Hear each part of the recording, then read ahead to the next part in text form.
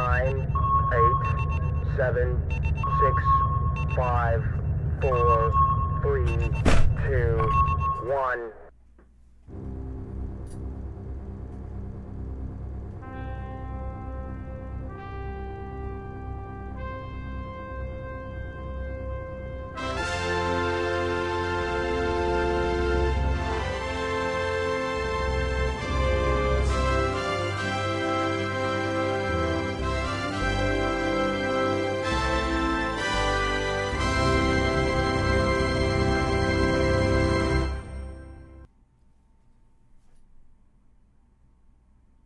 Hey, John.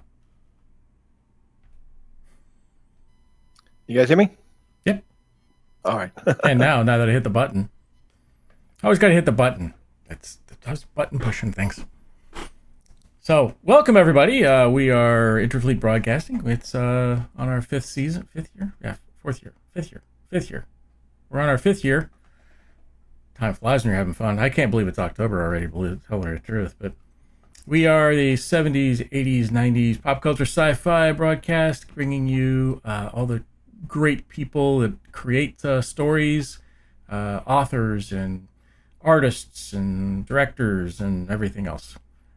Glad to have you on board with us tonight. We are Electronic Felger Garb. Yes, Paul. I am pushing all the buttons. So we have Lola's out there, and it looks like we got Eric Riley's out there, and Chuck. Hey, Chuck. Chuck's out there doing a great job with the video stuff. We need to find a way to get his video stuff to us. And Paul, Commander Kane is out there. Looks like we got quite a few people. So, oh, John, we lost you again. Push the buttons again. It's not me, John. Have you tried turning it off and back on again? How about that? There we go. Well, I keep going mute for.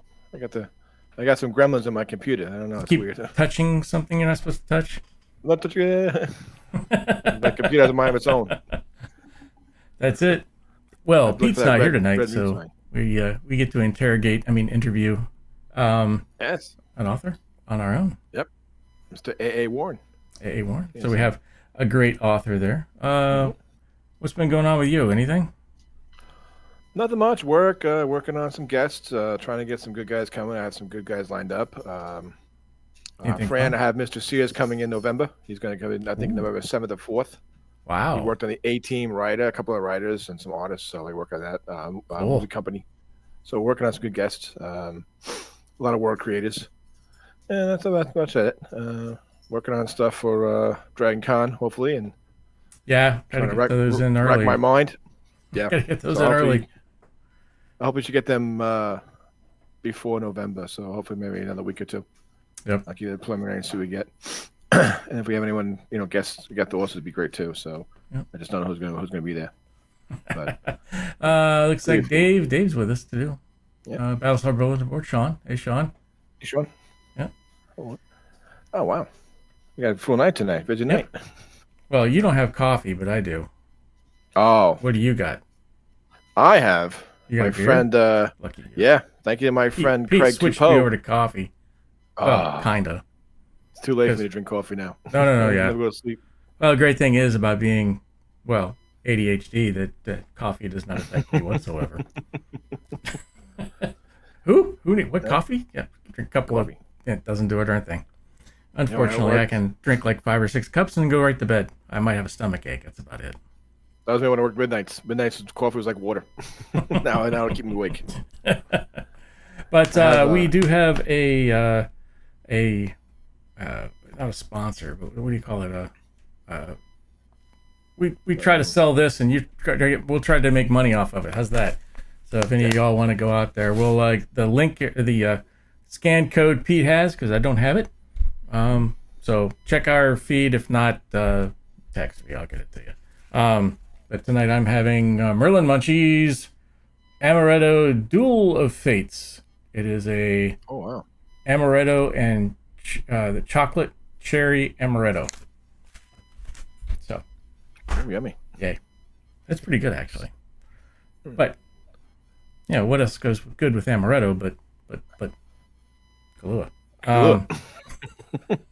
That'll keep you warm, awake There and we warm. go. That won't keep me. That won't put you to sleep. That'll put me to sleep. Yeah. So, anyways, we always like to say thank you out to the fans. We do a toast every week. And we're here every Thursday, and we like to say that it is important that we recognize the fans.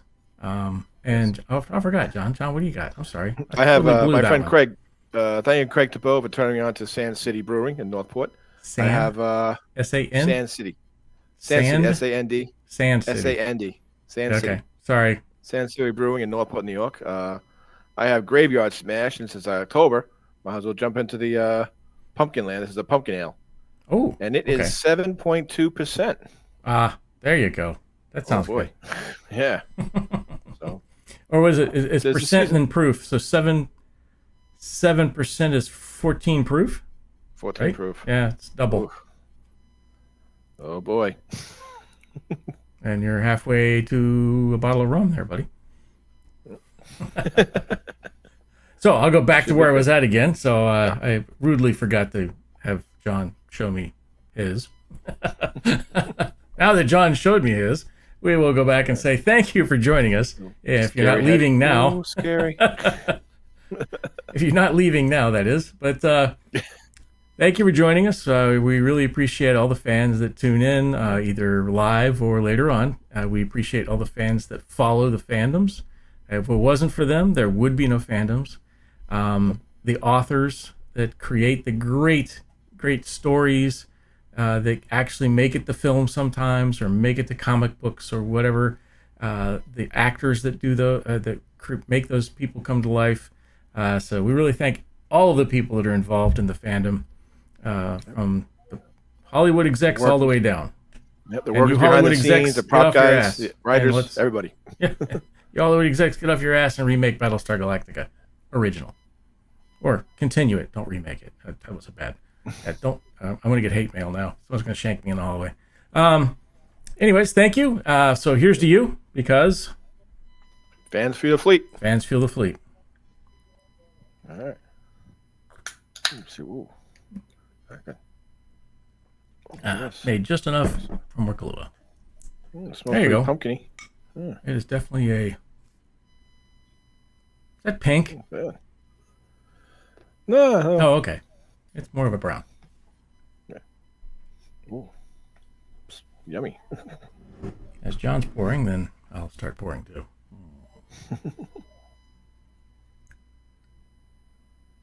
Oh, Yeah, there we go. it's a big bottle. Or a big can. There you go. All right. Spilling it on me, even I'm not even drinking yet. That's even better. That's even better. Oh, yep. For you guys. Pete's somewhere in California. I don't know exactly where anymore. He's sending pictures and everything else, so he sends his hellos. He might drop in later on tonight. We'll see. I doubt it, but Oh, awesome. it'd be kind of fun Uh, because now I have the ability to pull him in from Zoom. Boy, it looks weird when I do that, doesn't it? Y'all don't see what's going on behind the scenes here. I've got 4 27-inch monitors, and Oh, wow. I got the camera right in the middle. So that's why some people are like, what's he looking at? Waiting for the spaceship to land. I think Pete's out there in the West Coast. He's gonna go to LA Con, I think, right? He's gonna meet up Yep. Bert. Yep. That's cool. Hey, Mr. awesome. Macaulay's on. Ah, And Dr. Macaulay, I should say. And RD Marino, and oh wow, you got all sorts of people on tonight. Dave Turnbull's on. Hello, Yep, Turnbull. Dave's on. Hey, Dave. No, I'm not here, Dave. Oh, I'm here. Dave's not here. Dave is here. oh. Dave is here. For those people who remember that movie, that's a sad thing too.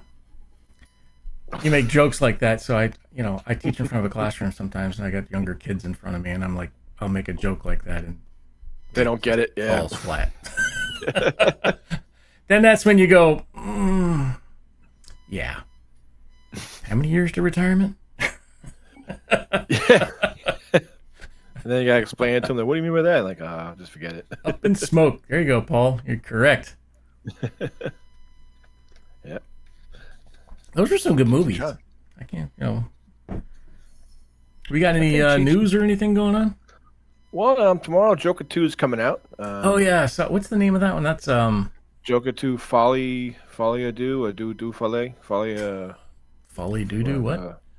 Folly, was it Joker 2 Folly Do, something like that. Folly Ado, something like that. He gets right after he shoots France? Robert De Niro. Yeah. Oh, he's in France. Some kind of name. Okay. No, in France. he's going to court and he's staying time in Arkham Asylum and he falls in love with what's her name? The girl played by Lady Gaga. Who is that? Not Hermione. He plays the clown. Hermione? God, yeah. I was watching Harry Potter. Wow, talk about crossing the streams there, buddy. Harley Quinn. Played Harley by Quinn. Lady Oh, yeah, Gaga. well. Yep. They say it's good. I don't know. It might be a joke because they're saying it's supposed to be a musical. Then the joke's going to be on us because I'm not going to enjoy it. But No, we'll see. They say it's going to be good. I just can't. Not too many DC movies are worth a crap. So, in my opinion, once again, someone's going to shank me in the hallway probably when they see me. A lot of them. I mean, Snyderverse was good. They give it a chance. I think James Gunn's Superman. He finished filming it, so he's going to give it a whole year for the special effects guys to work on it. Oh wow! So Wish hopefully I it'll be had good. that I know, right? A whole year. Oh. So that movie's going to be made up by special effects. So we're just going to be like, oh, there's no storyline, just special effects. Well, maybe a little both. But surprise us, Mr. Gunn. Surprise us. Do your Marvel magic on DC. There you go. Good luck.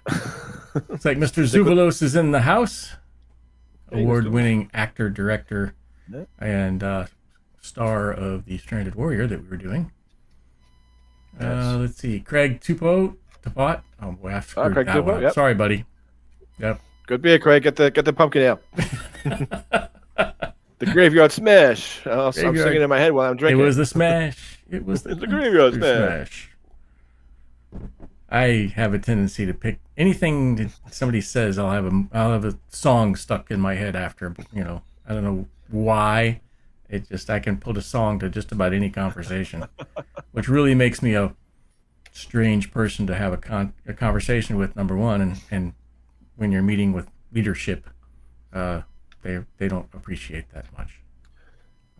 Yeah, leadership is either I'm singing a song or blah blah blah in my head. Or I wake up with a song in my head, and then then I'll just go something like, "Ready for this earworm? Mana mana." Now song stuck. Everybody's gonna have that one stuck in their mind all night long. You're welcome. You're welcome. Lois and Superman. The final season is going to air Monday on the 7th. I think that's What's the that guy on that plays CW? Superman. CW, yeah, regular TV. I think that guy plays the best Superman so far. Sorry to see I that haven't season watched go, a single but episode of that. Have you seen? Are you actually watching it? yeah, it's pretty good. Is it? Good Yeah. good I don't storyline. think Yeah, I have like the it. CW. Maybe I do. I don't know. I've got so many. I've got Yeah, it's on- streaming channels. I think it's on channel 11 now, so I don't know. I think CW died out, so it's 11. So the last of the CW series because it got bought out and ripped apart. So there's no more CW, WB, whatever. Daryl Dixon's on AMC now. Book of Carol. They're still in France. I guess Carol floated over there to find him, so they're running around France together. Megalopolis is coming out. Ooh, I heard that was Francis supposed Ford to be pretty Coppola. good. Yep. Yeah, it's about an artist who wants to make the city a huge utopian place, and the corrupt mayor wants to try to stop him. So, Megalopolis is out. Megalopolis comes out in movie theaters now, so go see it. As long with if you want to take the kids to see the wild robot, that was good. Was it? Little ears. Yep, got a little teary eyed, but it was good. Good animation, good story. So I thought it was good. And the Penguin series is out now on HBO Max. It's a good series. Really good. Person who plays Maria Falcone is very good. So Is that check HBO it Max? I thought it was. HBO and HBO Max, the Penguin series. Is it? Oh, maybe I have Max. I just didn't know it. Mhm. Keeps advertising on my thing. I haven't seen it yet. I just Good series. can't. It's gonna be- I remember watching the Penguin with the Arnold Schwarzenegger Batman. Oh yeah. Who was the Penguin then? That was Danny DeVito. Danny DeVito DeVito. played Penguin. It was horrible. Yeah, it was the Tim Burton ones. Disgusting. This Penguin now, he looks like a regular. He just Regular has a person. limp. That's what they call him. Yeah, regular person, scarred, and Colin Farrell does a pretty good job on him. Very good job. The acting there is good. The scenery, the cinematography is very good. Good series. This series might be around again. Which one's got the Kingpin in it? Oh, Daredevil. Okay. That should be coming out either January or December. Reborn. Yeah. But the old Daredevil series from Netflix is on Disney now, so you can watch the Daredevil, catch up on it now. But Great. Indiana Jones is all gone now. They took all the Indiana Jones off of Disney, Oh. so I don't know why something happened. Well, they're getting ready to do something. Probably. Yeah. I thought Disney was going to do the series, so I don't know. They're going to have a nice Disney Indiana Jones series coming on that way. Yeah. But we haven't heard anything yet about it. Craig says Penguin is awesome. Sopranos on speed. Yep. That's another show I didn't watch much of, but I did watch a couple of episodes. So. Oh, Sopranos. You got to watch Sopranos. Gabagool. That was Sopranos is a that's, very good series. that's New York, though, right? Sopranos, they were a New York, New Jersey crime family, so it took place in Jersey. Oh, So, that's almost required watching up there, right? well, if you know the people there, it's okay, it's Jersey, so New Yorkers want to see what's life is like in Jersey, because it's very different from New York. I'm gonna get hate me on that. It's across the tunnel. Yeah, you just pass by the Statue of Liberty that belongs to New York, and it's right over there on the Palisades. Ooh, that's over there. That's a. Oh, yeah. I'm gonna get death threats now. Yeah. That's a contentious subject. Enjoy That's all my gigs. Yeah. So, yep. And Gabagoo. Gabagool. And that's about it. And the Wild Robot, and that's it. And What We Do in the Shadows is coming out October 20th for the last season. I tried seeing those guys at Dragon Con. I couldn't get in. No way. Only did like one. They only did one packed, panel, huh? and it was like you had the line was like 4 floors up. I was like, oh, forget about it. I don't think I've ever seen that show. Oh, that show was hilarious. Wow. It's I'm on missing FX, out. I guess FX and Hulu. It's on Hulu now. If you want to watch it on Hulu. I've been watching That show's pretty funny. Vince Vaughn, the monkey one. Bad Monkey. What, Bad Monkey? Bad Monkey. Yeah, that's pretty good too. That's fun. That's a good show. I like that one. He's pretty good in that series. All the actors are good on it. His father, who's it? Scott Glenn is his father, Yeah. and his partner. It's pretty funny. It's good scenes. It's a good show. I enjoy it. Very, very good reviews. Yeah. I can't remember. That's on That's on Amazon. Apple Plus. Apple Plus. Okay. Apple Plus. Yep. Yeah, that's one of the. I went to Apple Plus because I have Apple Plus, and I'm like, I haven't watched anything on Apple Plus. Maybe I should watch something there. And I picked that one up, and I've been binge watching it since probably about the last 3 or 4 days. Oh yeah, Apple has trying to get through it. They got some really good sci-fi shows, and they have some more coming pretty soon, in a couple months. So they're really pumping out the sci-fi and good series. So I don't know. good on Apple. All I know is they did Silo, which that's one of the reasons why I got Apple, because I love the series Silo. Yes, that was pretty good. Yeah. I just started watching that myself. Did you just start it? Oh wow, you got to get the books. started. The books are amazing. Hugh books? Howey, yeah, they're great books. Great audio books too. It's a series of 3, I believe, and then he's got a bunch of other really good books as well. He has another series. I think it was on Apple too, about a station. Another sci-fi series. Okay. Far Point Station, something like that. Yeah. Beacon. Beacon. Yep. Beacon Station, and then it has that out Beacon too. something. Yeah, that's a book. It's pretty good. So I haven't seen that series yet. Yeah. And Slow Horses. I have not seen Slow Horses. Everybody's talked about Slow Horses. I have not seen Slow Horses, and I don't appreciate people making fun of those poor horses. That just because they're slow, we don't have to have a whole movie about them. I mean, or a show about them just because they're slow. It's so mean. I'm not watching that. That's so cruel. I hear that series is great. It's a great series. Poor horses, making fun of them just because they're slow. Isn't that what it's about, right? Now, but I think English Spies, MI6, something like that. Say it's really good. I haven't got to see it yet. I got so much on my list to check out. You know, and I'm not saying I'm Fallout too was good. busy or Yep. I'm working early today. I can catch up on my shows. So people are like, "Oh, he was always working," but I'm actually catching up on my shows. Maybe I shouldn't tell my wife that. It's the same thing. Yeah, you're working for IFB at that point. Yeah, pretty much. I'm doing. And we pay you really well. Yes. I know. I'm paid really well as well. We're both paid weekly. Yeah. Very weekly. Every We're not Thursday, paid at we get to all. Come on, have some fun, have some laughs. That's it. We're paid in friendship and in enjoyment and the ability to talk to people that we would not get the opportunity to talk to unless we were doing something like this. Yes. So it's really paid dividends in that part of it, and I can't believe how many friends we've made, like Dave and just so many people. It's just I can't name them all, and they'll get mad if I don't name them all, but they're all out there. Fran, Yeah, they're her Professor name was Patton, Lola. She was a shoot. I mean, Chris McCauley. yep, great guy. Macaulay especially. I Bert, mean, yep. he's done so much for us. And then and the John fandom Salo. really is it's a family. It's we get together and there's nothing to keep us from doing specific things. I mean, we can make things happen. You know. Welcome to the show, Craig. Yep, we can make things happen. Lola, Kim Harms. Yeah, we make a lot of people. We know a lot of people. We got a lot of generals on sci-fi, and Yeah, it we seems have like lasting now fans. Dragon Con is just a big get together now every year. Yeah. We're gonna have to do more than lunch this time. I think we're gonna have to finalize and actually do a dinner and set a specific time and date and everything, so everybody knows to clear their schedule and not go to a panel at that point in time. Well, I went to so many panels this Dragon Con. Was really great. And so the guys from Lower Decks, I met them. They were pretty cool. The voice I think actors? The last season, yeah. Ah.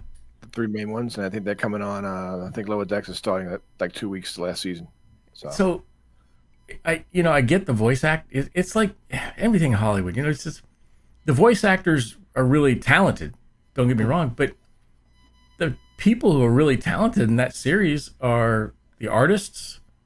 Yep, the animators and the writers. directors. I mean, that's they make this thing funny and everything else, and the voice actors. So, you go to a con, and they bring in the voice actors, and everybody wants to go see the voice actors, and I'm like, give me the people who created this thing. Give me the people who wrote this stuff. Don't I appreciate the voice actors, but they're not the ones that actually created their universe in their head, like an artist or like a novel. Somebody writes a novel. They're creating that universe. Even like the voice actors for video games, like Baldur's Gate was there. I'm like, Baldur's Gate, is that a movie? No, it's a video game. I'm like, they're voice actors? What's the one they say is so horrible? Not Baldur's Gate. It's I can't remember now. As a rager, they're all horrible to me. No. Some games I'm not allowed to play anymore. I don't have time to play games. I do, but I think I'm going to play the Funko game. I'm going to have to buy it. Yeah. I'm going to have to buy it and get it. That's all there is to it. And if you haven't done it so far, I don't think I have it up yet, but I'll bring it up later. But the new Cylon Funko Pop is out. Oh. $12. So Really? Yep. Yeah, the Funko Pop is the Cylon standing on the skull. Oh. Yeah, that one's out now. Funko.com? Yep. All right. And then that one just came out today, as a matter of fact. And or yesterday. It was today or yesterday. I know I ordered it today. I ordered 3 of them with hopes. That's just really stupid anyways. Chris just spends all sorts of money. I ordered 3 of them in hopes to get the Chase one, which is pink. Oh, we're going to have an unboxing and... Yeah. Here we go. I'll open up the box and we'll find out if I get the Chase one, because Lord knows I didn't stand a chance on the other one, evidently. So the rewind ones, no. No. Pete opens 2 and he gets a gold and a silver. Yeah. Like, what the hell? I think Pete must have ordered like dozens of them, and he probably found them. He just didn't say he ordered dozens. I just Yeah. ordered 2. He just didn't tell us. But yeah. But here's the secret though: if you do want to order a Funko Cylon, and you've never signed up to their site before, sign up to their site, put the Funko Cylon in your cart, and let it sit. And they will eventually send you a 10% coupon. At least it's something off. So they automatically will send you a 10% coupon, and then at least you get 10% off. Good hint, everybody. See? Stay tuned to us. We'll give you all sorts of cool hints. Yeah. We'll give you the good stuff of collecting stuff. Yeah. And tonight, after the interview, I'm going to talk about a little bit about AI, because I actually have run across something that's just entirely amazing. It blows me away. So I dropped the Battlestar Galactica book, the original book, into AI, and it's going to produce a podcast for us to listen to tonight. Oh. Unbelievable. Or if you dropped it you can drop it into this AI and ask it questions about the book.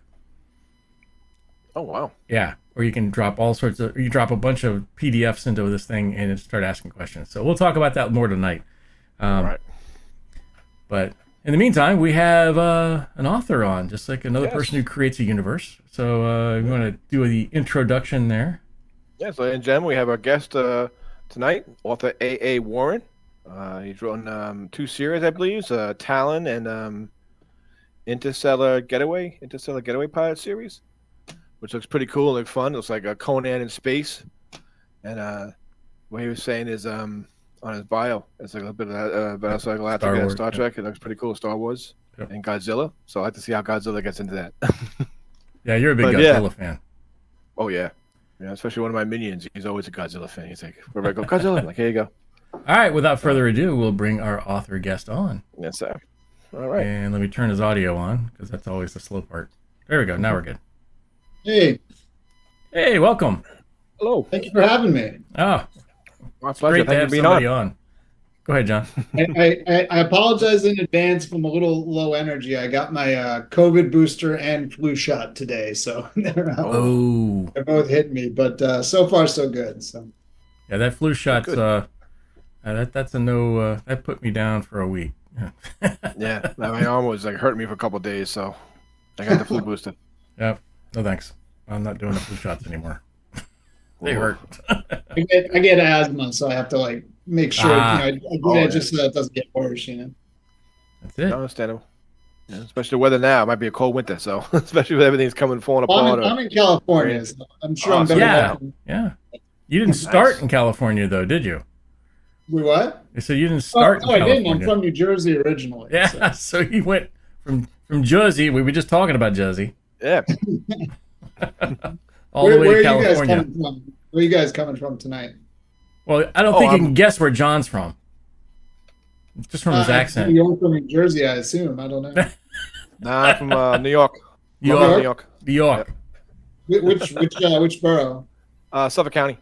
Oh, okay. Right on. Way out in the boonies. And I'm streaming from you from Washington, D.C., a little lower. Wow. Northern Virginia. Yeah. Well, there you definitely, both of you guys got some cold winters coming up. Yeah, I hope not. Yeah. We got the government here. It's always a cold winter. It's so alien to me to remember that I had to have an actual tool in my car to chip ice, off of a windshield. Like, that's when I think back to that now. I'm like, man, that is so bizarre. Like it's like another life. Yeah, I'm a friend of mine. So I spent some time in Georgia, southern Georgia, for a while for a job as theirs, and that was one of the things my friend said. He says we don't own anything to scrape ice with. We don't own snow blowers. We don't own any of that stuff because it never happens. And then another person said, when I retire, I'm going to drive south until I go to a convenience store or whatever else and find a place that doesn't have a snow blower or an ice brush or an ice scraper or any of that stuff, and then I'll stop there and retire. So you're going to end up in Florida then, or southern Georgia. Yeah. But And then when you're in Los Angeles now? Yeah, I'm in Los Angeles. So in addition to being an author, I work at various freelance behind the scenes jobs in the entertainment industry. So Ooh, like, oh wow.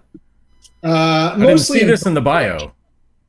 I thought, yeah, maybe I think it's in the bio. I think it mentions that, but mostly in post-production. I'm a post-production supervisor, which is a freelance, kind of position. So I just work on various productions or occasionally contract work for a company. Okay. Some of which is sci-fi. I did get to meet William Shatner and Leonard Nimoy through one job, which was amazing. Oh wow. Uh, and I've done a little bit of writing as well, but mostly behind the scenes stuff. Amazing. Wow. You must have a lot of stories. You have the Yeah. Well, What do you- I mean, the most amazing one to me as a sci-fi fan, I was working for a very small company on the West Side, and they were doing a project with Leonard Nimoy, who he was doing these staged radio broadcasts. So he would have actors on a stage, and you would go see it like a play. Oh, cool. But they would have people doing like all the sound Effects. like if it was a radio broadcast. Or, there was no like sets or anything. It was just the actors and these sound effects people doing Foley effects in the background as if it was a live radio broadcast. And he would do old sci-fi stories. So I think the first one, I don't remember the first or second one, but they were like H.G. Wells stories. So one of them was like H.G. Wells, The Man in the Moon, and another one was The Invisible Man. And they did like three of these with him, yearly. And the second one, he got William Shatner to join the troupe. oh wow. I just remember I was working late one night. I wasn't like I was very low level. I was like answering phones and stuff, and at the front desk. And all of a sudden the door opens, and William Shatner and Leonard Nimoy like just walk in, for this meeting, and I was just like, what? Like blown away. Oh, that was pretty cool. I'm That must interested have in been those because I like the old radio style shows. Oh, you should look. I mean, I bet you they're on YouTube or something. What is it? What was it? Was it called or something? You remember? I don't know. I just remember they were called. It was probably called something like Leonard Nimoy Presents or something like I have that. to look for that. It's like the old thing when the guy's talking like slowly going up the stairs, the guy with shoes is Yeah, Exactly. And Yeah. like the rocks 19. the thing for rain that they would shake these like pebbles, and that's Yeah. the rain. And they had these big cardboard sheets for thunder. It was really cool. That was back in the. I guess they started most of those back in the 30s with Little Orphan Annie and those were always cool. I like those. My father was a big radio fan because he grew up, with that, and so he turned me on as a young kid to The Shadow. Yes. Oh, Pete was here. He'd be jumping up and down he'd be right up now. there. So I would listen to the Shadow radio plays, which I loved. And so that kind of gave me a love for that character. So I was super stoked when the Alec Baldwin movie came out, way back in the 90s or whatever. I loved that movie. It didn't really do very well, and they never did a sequel, but I loved it. Oh wow, yeah, I wish I would. I wish I would come back. That's a good series. Yeah, I wish someone would do another one, right? Like it's a great series and a great character. They do books, they do comics Yeah. on it, but nothing live action yet. That would be pretty cool. If they rebooted that. Right, yeah, everything else. that's a great property, right? I mean, I can't believe no one's done Somebody owns it. It's not letting it go, probably. it. Probably not. Yeah. So John, did I hear you say you're a Godzilla fan? Yes, big Godzilla fan. Huge Godzilla. My son is too. Oh yeah? No way.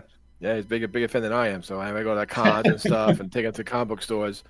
He goes right out to the comic, gets his Godzilla, brings it to me. I'm like, oh, I'm so proud of you. What's his favorite era? I've done well. He just goes You like comics for you. the older ones or the newer ones or The new ones. He likes the newer Yeah. comic. There's a new comic out on Godzilla. He goes out and gets it, and he's proud. He goes up to the line, he finds his comic, and he gets it, and he brings it over, and we get it. And I get my stuff, he gets his, and he's happy. So Nice. Does he like the movies too, or just the comics? the movies too. He watches on TV and Max. Goes on YouTube and always looking at some kaiju and Godzilla. I'm like, oh, get off YouTube. Do your homework enough. Now he's got posters everywhere. I got him shirts. I think all the old movies they stream them now on Pluto, right? Like there's a Yep, they're Yeah, I on think Pluto. so. I think they're on Max. We were watching All Monsters Must Die the other day and Destroy All Monsters. So that was good. So So he Biggest likes monster movie I remember it scared the crap out of me as a kid was when I was really young. I watched Empire of the Ants. Oh yeah, that one is creepy. That was a creepy Oh one. yeah. Also on the Godzilla, most Godzilla movies aren't very scary, but the smog monster one, when I was a kid, that one was kind of creepy and weird because like the smog monster would like fly over people, and I guess it like spews out acid into the air, and so they'd Yeah. start to dissolve and show their skeletons like on the ground. Oh And wow. like I remember as a kid, that was pretty disturbing to me. Yeah, that was a weird monster because you just remember the big eyes floating in the water, and then Yeah. Godzilla fights him and brings all that stuff out of him. You're like, ugh, Yeah, it's weird. It's a strange one. Years later, you're like, oh yeah, it was like the environment movie. You're like, oh, I didn't pay attention. I was just paying attention to Creaky Monster.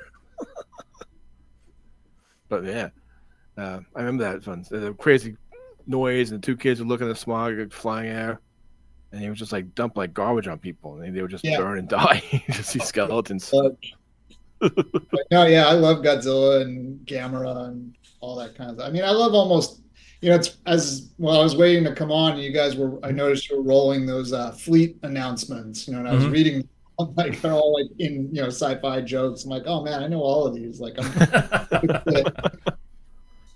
Yeah, we're big sci-fi fans of this channel. We like everything 70s, 80s, books, movies, entertainment. So we're pretty big onto it. So it's hard not to get a joke.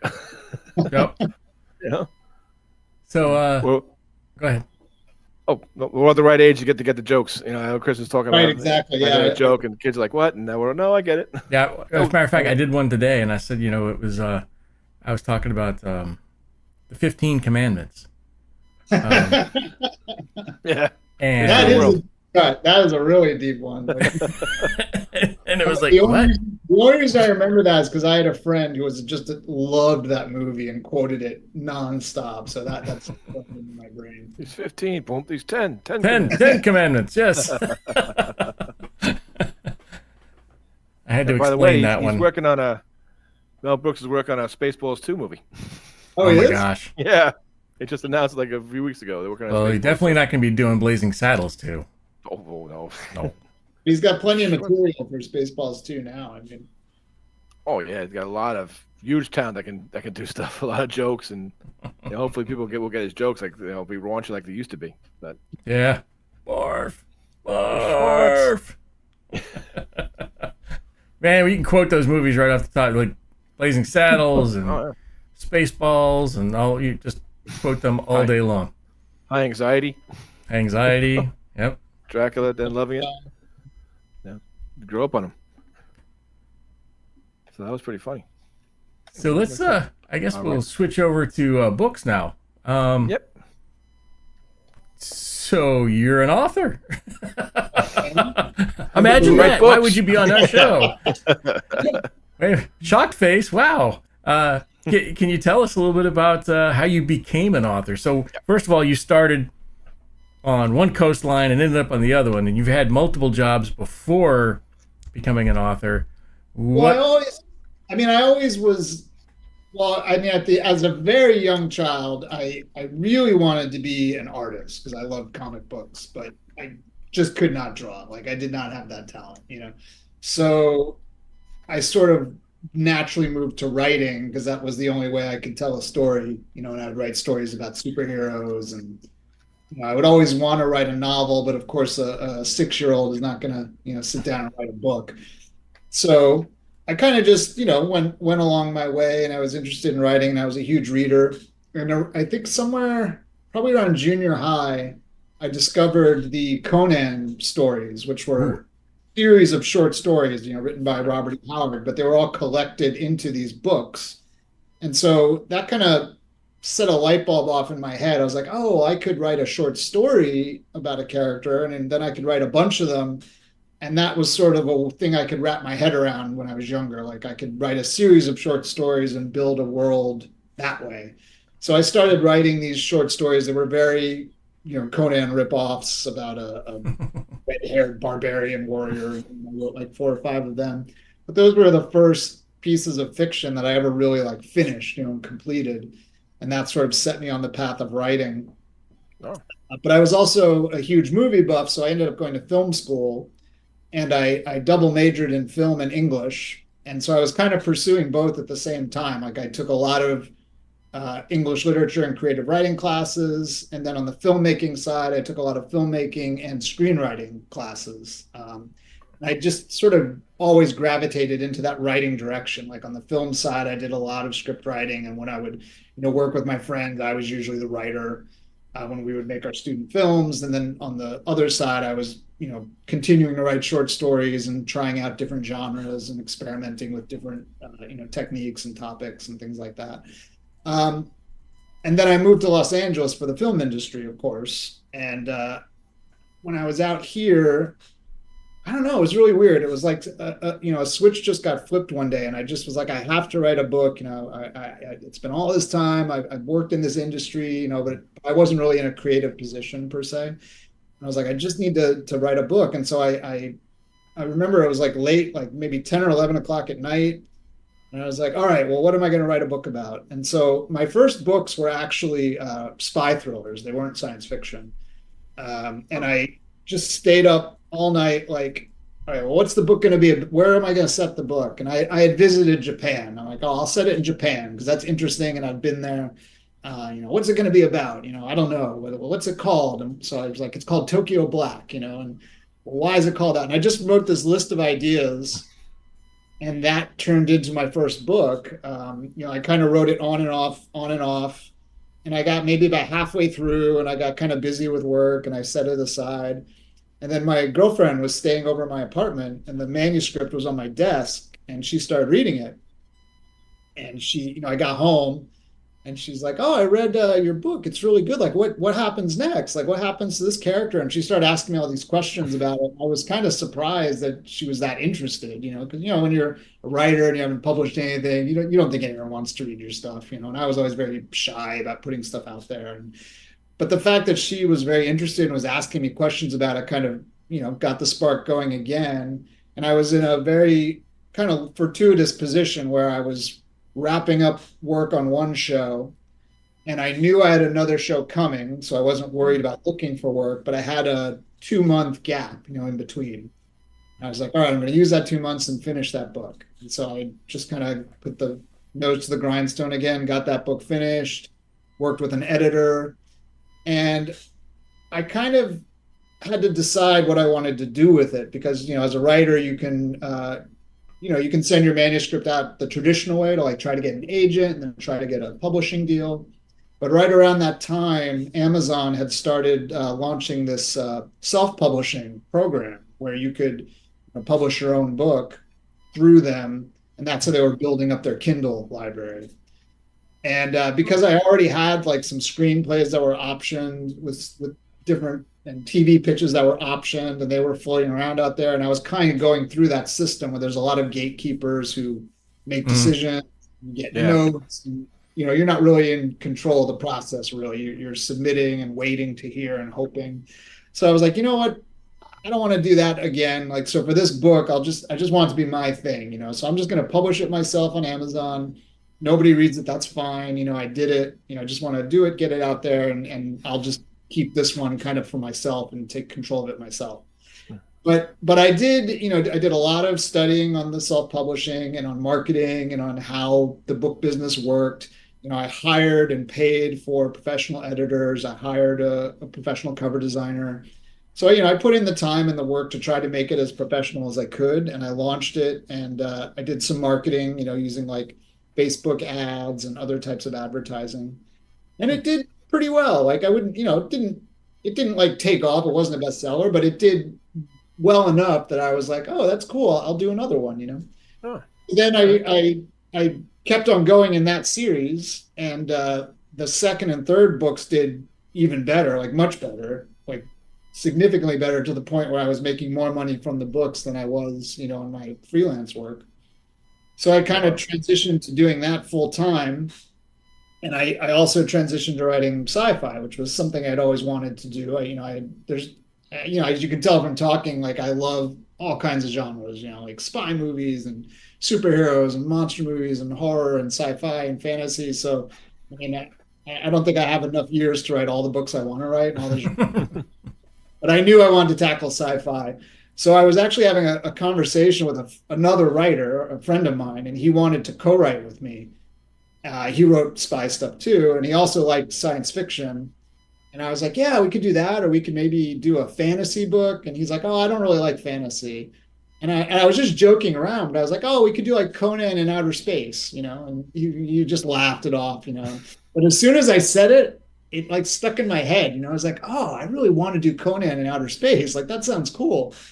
And I just started seeing all these parallels between Star Wars and the Conan character. Like they both have I'm really using the movie more here as inspiration, but both of their fathers like give them a sword, and both movies start out with like opening titles, and I don't know, there are all these little things that kind of fit in. I was like, I could kind of see how the stories were similar, and so that I wrote Talon the Slayer was book one of that series, and I just kind of pulled in all the things I loved. Like I'm like, there's a lot of there's if you're a sci-fi fan and you like little Easter eggs and in jokes, like you'll find a ton of them. Because there's little references to like Flash Gordon, and there's references to Godzilla, Yeah. Star Wars, and to just everything that I like is like peppered in there. So I wrote 4 books in that series, and then there's a 5th book that you can get for free from my website. And then I shifted to a new series, which was the Interstellar Getaway Pilot series. And for that one, I wanted to do something a little bit more kind of gritty noir, like more inspired by things like Blade Runner and Oh, the Transporter series. So that series, Deco noir. There's so many noirs in there. It's like yeah, you don't know which one. that one's like about a criminal in outer space. The universe of that series is basically the idea is humanity has left Earth. Like we just fucked up Earth beyond belief. It's never really said what happened, but it's just implied that for whatever reason, Earth was destroyed. Like maybe it was a war, maybe it was pollution, maybe it was a plague. We don't know. But humanity now are basically like this kind of refugee minority species. They went to this other part of the galaxy that's run by these other aliens, and they're kind of looked at as like third class citizens. Like, oh, we don't want these. They destroyed their planet. Why do we want them here? So it's kind of got that more sort of cynical vibe to it. It's a little bit darker. And this guy he's a human and he's a criminal. Like space travel is controlled in this galaxy. Like you have to go through these gates where they monitor who you are and where you're going, and everything's like tracked. But he has an illegal FTL drive, so he can so if you like rob a bank or something, like he can get you out of the system and jump you somewhere else. So that's sort of the setup for that. Oh, nice. All right. And then Cool. so I did the 3rd book, and I did 2 books in that, and the 3rd book is with my editor right now, and that'll hopefully come out probably before the end of the year. And then after that, we'll see what's next. And who's your favorite character? The Talon or the who's the main character from Interstellar Getaway? Is there a main character? The main character in that is a guy named Trev Corbus, and they're so different. Like Trev is a very sort of sarcastic, cynical guy. He's got more of a sense of humor. Even though the books are darker, I also think they're funnier. Because he's just kind of a quirky, guy who'll like make jokes and crack jokes to keep things light. But Talon is, he's like Talon's a very simple character, but I also relate to him a lot because his background is he was a slave who was like a gladiator, and he essentially like earns his freedom and ends up getting sucked into this galactic war. But at heart, he just wants to kind of go out and be free. But he always feels compelled to like do the right thing and like help people or do what's right. So he's a simpler character, but I don't know. I love the big guy. He's like a big, lovable kind of lug at heart. Do you do a lot of research in your books? I mean, are your characters based on anyone you know, or? For the sci-fi, not a ton of research. I mean, I'll try to find like interesting things. Like for instance, on the last Getaway Pilot book, it's about a prison break, like a prison break in outer space. And so I did some research on like what some really like crazy out there planets are like in other solar systems. And I read about this one planet where like it literally rains diamond shards, just Holy because of crap. the chemical composition of the atmosphere. Like Yeah. when it rains, it's these like diamond crystals that help. And I was like, that would be a cool scene, where they have to like fly into this planet, but they're like getting pummeled by these like diamond shards. They have to navigate a safe course to get to this prison.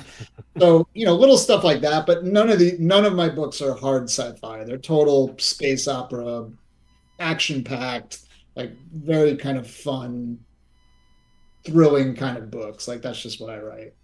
I could think a good adventure. A good Yeah, adventure. they're less like Dune and more like John Carter of Mars or something. So, Right. That's not good. that I don't, I love Dune. Not that I don't like, Dune. In fact, there's a lot of Dune references in Talon too. So. That's cool. You definitely go into the so in your blog you actually go into the character profiles, which is kind of cool. It's like you're building the universe and you actually put the character profiles up for almost, it's nice to have a background in something. So Yeah, I got to do more. You're right. I got to do more of those. I got kind of busy and didn't keep up, but I enjoy doing that. I love getting the art. But when I started the books, it was before the advent of AI. So the only way you could get art was to hire an artist, and it's just. I love all the stuff they did. Like all these things you're showing were they weren't really done for the books per se. They were just art that I commissioned artists to make. Just for myself to kind of see in my head as I was writing the characters. Also, it's easy to picture them when you're writing about. Okay, yeah, I can see that. That's pretty cool. Will there be a crossover? A couple of people asked me about that. Yeah. There is a way to do it. It would be kind of interesting, but they're such different characters. Maybe down the road, maybe Yeah. if I'm on book 10, if I'm stuck for an idea, I'll do that. so Which one? go ahead. Okay, great. I'm sorry. Oh, you go ahead.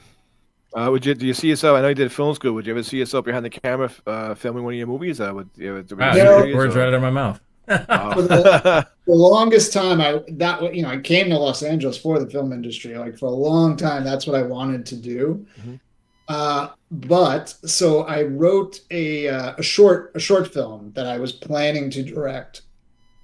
And I remember I was working with a line producer. We were breaking down the budget and the locations and all that. And I think at some point in that process, I just realized that was no longer where my passion was. Like now, my passion was in the writing. Because I kind of felt like once I wrote the script, like I already told the story. And so I just don't have that passion. Like I would love. Don't get me wrong. I'd love to see someone else take one of my stories and make a movie or a TV show about it and maybe see how they interpret it differently or how they change it or what they do with it. But for me, I think if I was going to direct a film, I'd rather it be somebody else's story because like I once I've written the book, to me that story is done and I want to move on to something else. Okay, that's cool. What about a graphic novel or comics?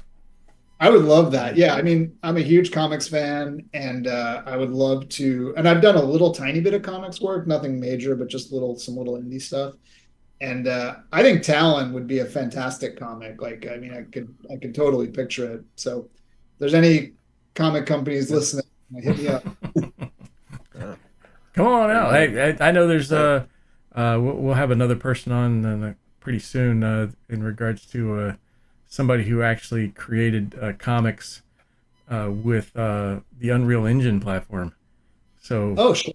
Yeah. yeah. So he just makes the pictures and then it puts the picture in and that's that's the comic still. Oh wow, And then he keeps going. So Big John, I think I sent you that guy. that's pretty cool. There's a be couple going. people who have actually done like AI comics where Yep. they've been able to get the imagery close enough, to be sequential, and they've written the comics. But I would love to see what an artist would do, with something like Talon. I think it would be really, really That'd fun. be cool. That would be cool. That would go. Especially I like since it you've as well. got some reference ideas of what you want them to look like. Yeah, like it's such a big, Conan obviously being such a big inspiration for the character. And as much as I love the stories, I was also addicted to the Marvel comic book, the Conan comic from the 70s. So, They're back. They're starting to make Conan again, Marvel. Yeah, well, not Marvel. It's a different company. Marvel had it for a little while, and then they lost it again, and now a new company, Titan. I think it's called Titan. That's right. Yeah. Yeah, so which are great. I've been reading them. I really love them. But like I just have a soft spot for like John Buscema and those 70s Marvel Conan comics. They just look so cool. So I would love to Yeah. see someone do like Talon in that style. And the old ink, the old ink from the comics, that would be pretty cool. You're like, oh, the old Sumerian and the old X-Men style artwork too. So it was pretty, Sure. And they even have ENC comics out now. They came back again with a horror and a sci-fi comic. Really? So, yeah, That's awesome. ENC is back. That's great. I gotta look for that. I love those comics. So yeah, it's a pretty good storyline. There are a lot of good writers writing for them. So it's some creepy stories, but it's good. It's right up there in ENC. You ever see that the Stephen? I guess it's Stephen King and George Romero, that movie Creep Show. Yes. Yeah, I mean that's an the animation like that. Yeah, and you have the old creepy guy talking like, oh, Crypt Keeper. Oh yeah, the Crypt Keeper. Yeah. So just right out the old 50s and comics used to grow up reading them. I got a couple of them upstairs, some old ENCs. You see the old guy talking like, who's this guy? Oh, he's Crypt Keeper. He's a narrator in the comic book. So the little things you miss when you're growing up. Yep. But do you see anything? Any ideas on new books or any ideas you're gonna write something else? Or John's just taking right out of my head. What? John's just taking the questions right out of my head. It's like, well, right now, Cylons, what can we say? Like I said, I just This is finished kicking in. what is the pumpkin ale? Yeah. So right now I've got the third book for the Interstellar Getaway Pilot is with the editor. So once that, I'll launch that, and then I'm probably going to do a little bit of work on the spy thriller side. I've got a couple ideas there that I want to get out, and then when I come back to sci-fi, what I usually do is I'll survey my readers, because I keep a email group with not all my readers, but a lot of my readers are in it. And so I'll do surveys like, hey, do you want to see another Talon book, or do you want to see another, with this character, or do you want to see something like brand new? I did have a couple ideas for like a kind of fantasy, like a pure fantasy sword and sorcery character that I might want to do. But I also, I've only done 3 of these Interstellar Getaway Pilot books, so I would like to do more of them because I love the idea of taking sort of these classic noir mysteries and then giving them like a sci-fi twist. I like that idea too.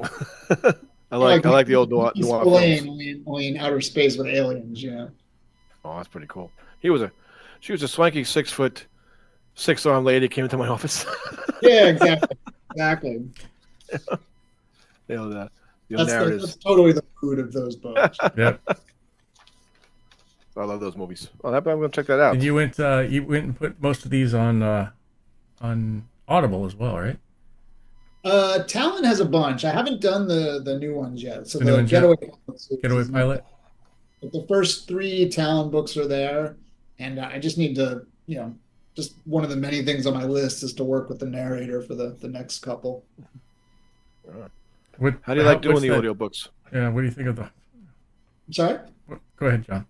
Oh, is it hard to working with an audiobook? Do you have to get the right writer, the voice? Do you do a lot of research in that, or? It's it's not hard per se. I mean, usually the way it works is the narrator, you'll send the manuscript to the narrator, they'll read it, of course, and then they'll kind of give you like a little couple clips of audio, like, okay, here's how I plan to do the different characters. This is kind of the overall tone I'm going to use.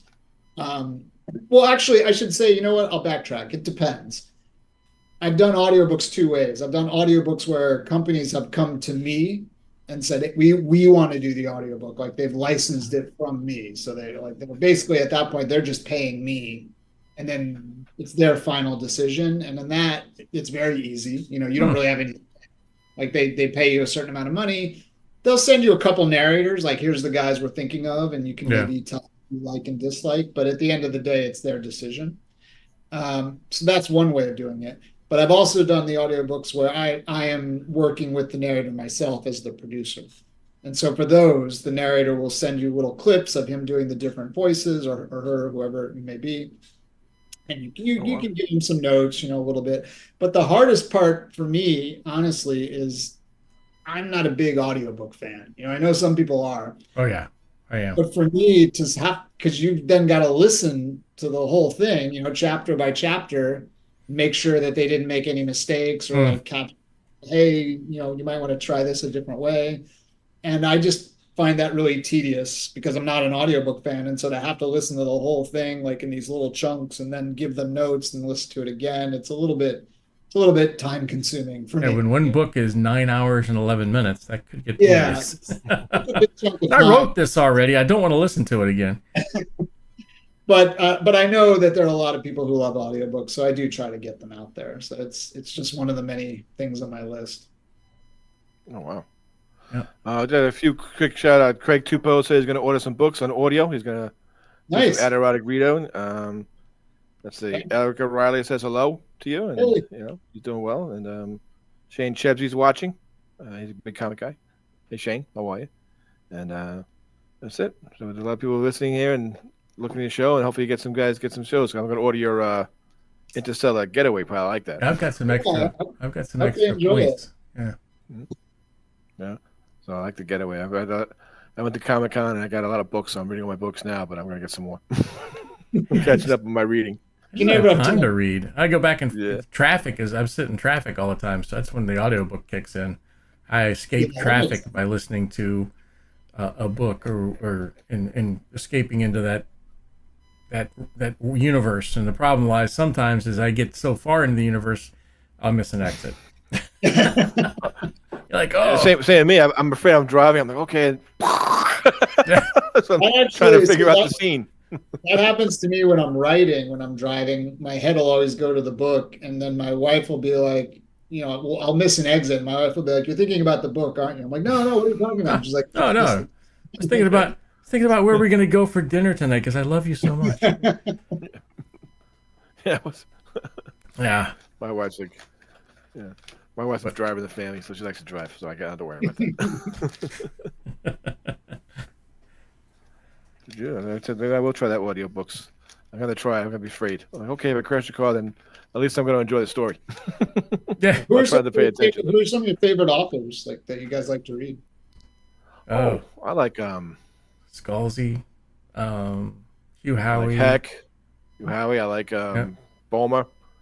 I like Macaulay. I like because what's his name? He writes a couple of books. Micah Harris. I like him. He's a good actor. He's a good writer. Micah Harris. Who else? I like let's see, a couple of them. Mark Schwartz, Jasper Scott. Nice. You got a whole big list. Yeah. I've got a Audible list that's probably 150 to 200 books. J.K. Park's a good writer too. He's like a history guy, so he does basically a lot of sci-fi and history stories. So he's pretty good too. I heard you guys talking about Apple TV before I came on, and one of the shows I'm really stoked for is they're going to do the Neuromancer show, right? The William Gibson. Oh, really? I haven't seen that. Really? Yeah. Oh, I haven't seen that.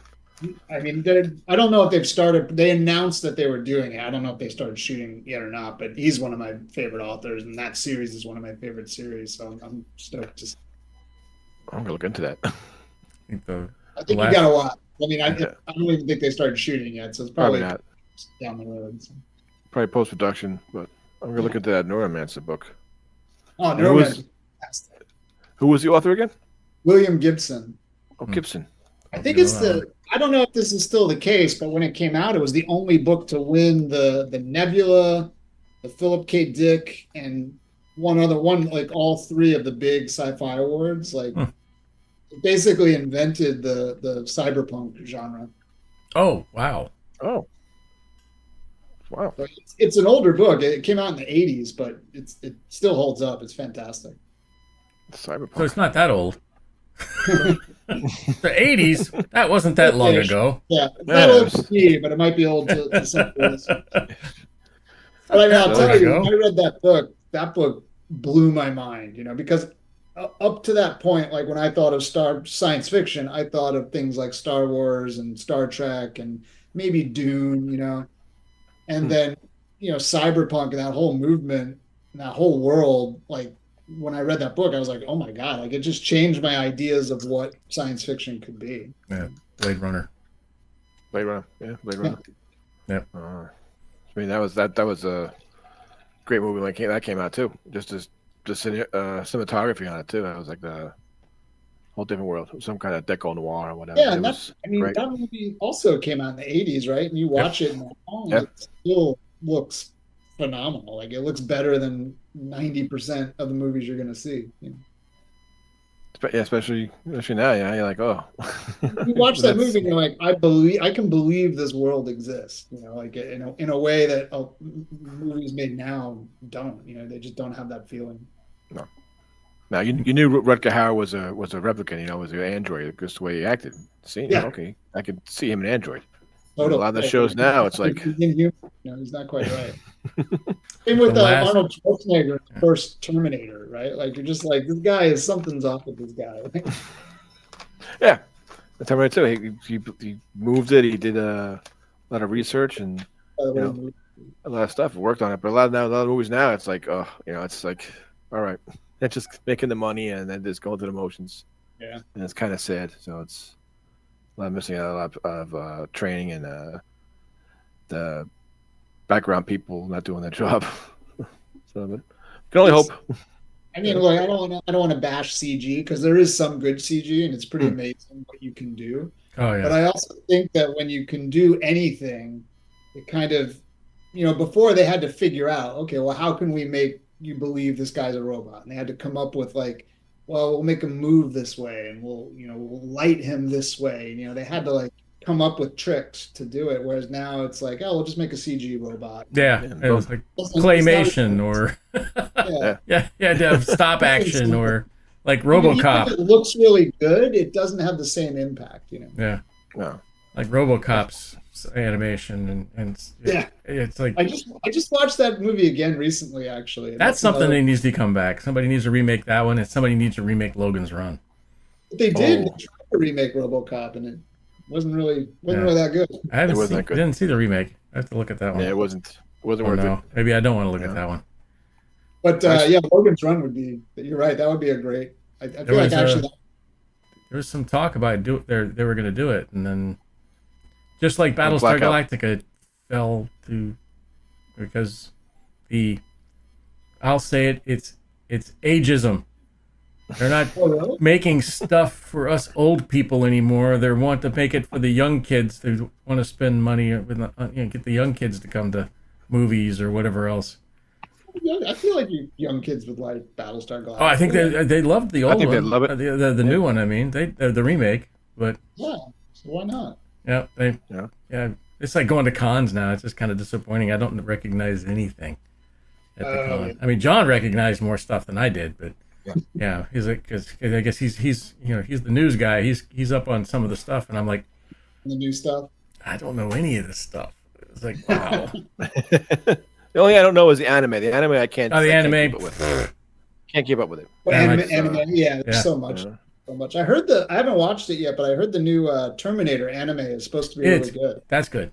I like it. There's a lot of there's some people poo-pooing on it, but it's pretty good. I think it's on Netflix, isn't it? Yeah, Netflix. I want to check it out. Yeah, it's really good. Got a lot of good reviews on it. So I haven't seen it yet. I haven't got my Netflix yet, but hopefully my Netflix working now. Yeah. I'll do extra some overtime. There you go.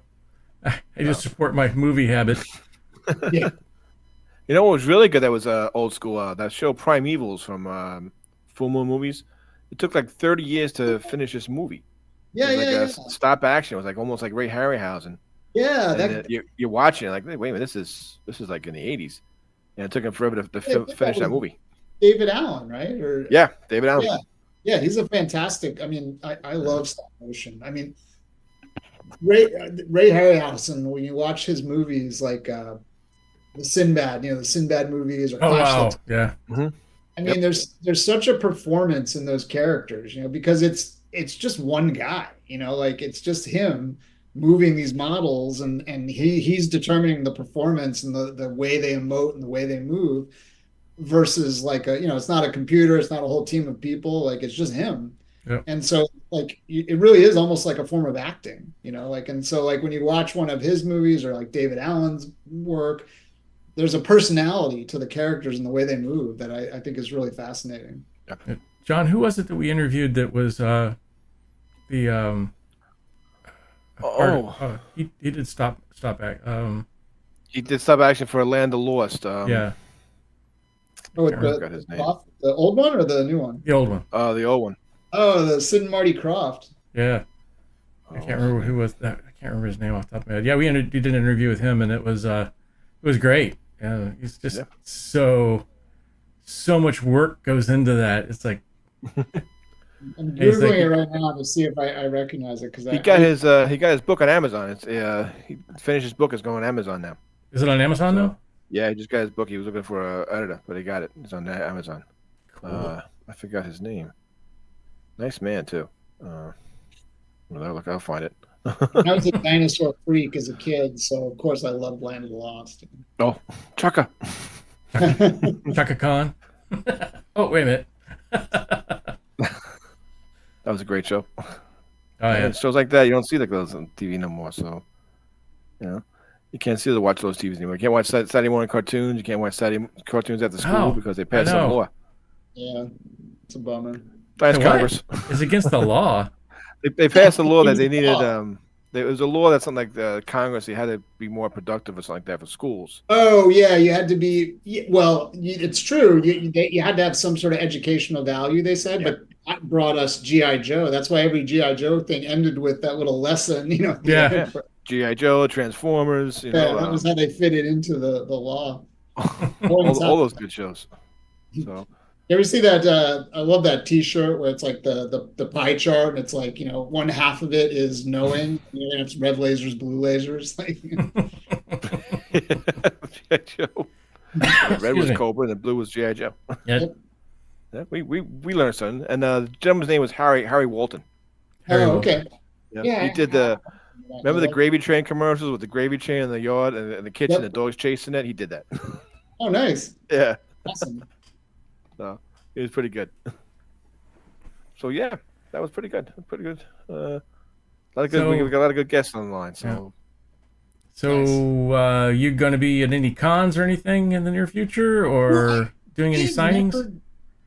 Most of my book sales honestly come from ebook. I mean, I do have paperbacks available, but it seems to be overwhelmingly slanted to ebook. So I don't do a lot of con. But I should. I would love to. I mean, obviously, I've gone to cons myself just for my own enjoyment. Right. I remember back when I was a teenager, I skipped work to go to this Star Trek convention in Manhattan to meet Q, John Delancey, nice. which was a lot of fun. And I ended up getting fired for cutting work, but Oh no. it was worth it. But no, I haven't gone lately, but I definitely should. There's a few that come through, Los Angeles. They get a couple of the big ones, so I should check it out. Maybe you can do things now where like you can put QR codes like on bookmarks so that people can download your books that way, or like go to the book if they wanted ebooks. They can get them on their Kindle like through their phone or something. So I should look into that. It's hard to sign an ebook. Yeah, that's true. Well, you sign the little card, right? Yeah, you sign the card. Books and things and give them out. So. And we can find everything that you sell. Most of your sales are all your Amazon. You said you're Amazon only? Yeah, I'm exclusive to Amazon because they have this program called Kindle Unlimited, which is sort of like Netflix for books, where you pay a subscription and you can read as many books as you want. And my books are all in that program, so I have to be exclusive to Amazon. Oh, well, that's an interesting thing. For the ebooks, the paperbacks you can buy on various places, but Amazon's probably the easiest. Sounds great. Oh, John, you still there? Uh-oh. John froze. He'll come back shortly, I'm sure. But we want to thank you for coming on and just kind of sharing your world and your universe with us. And it's great that you have the talent, and then you are able to put that out. Some people just have the talent and just never go and do it. So it's amazing. I'll tell you, if any of your listeners out there, want to be writers or want to do this, like I want to encourage you to give it a shot, because you never know. And there's so many tools now that are available. Like, if you're a filmmaker, you can make something and put it on YouTube. Or if you're a Mm-hmm. writer, you can publish through Amazon. Or if you write short stories, there's a thing called Wattpad where you can publish. And, maybe you can get discovered through that, but even just doing it and just getting it out there and having people enjoy it is its own reward. So if any of your viewers or listeners, want to do that, Right. go for it. Awesome. And if anyone has any questions about publishing or self-publishing or publishing with Amazon, like, you can put my contact info in the show notes. Always happy to chat with anybody. Yeah, because that's sometimes people will, that'll be the blocks. I wrote something, but I'm just never going to go anywhere with it, or I don't know what to do with it, or I don't want to spend money to publish it, or my friends read it and said it was great, but it's whatever. Yeah, when I wrote my first book, I reached out to authors, and most of them were kind enough to get back to me, and I greatly appreciated that, and I'm happy to do the same if I can help someone out. Great. Well, thank you so much for coming on, and we will definitely keep track of what you're doing. When you come up with you're welcome to come back anytime. Come out with something new. Yeah, come out with something new or something you want to talk about. That'd be great. Absolutely. I'll keep in touch, and I'm sure there'll be some crazy new book coming down the pike soon. Oh, awesome. Especially I'm really kind of interested.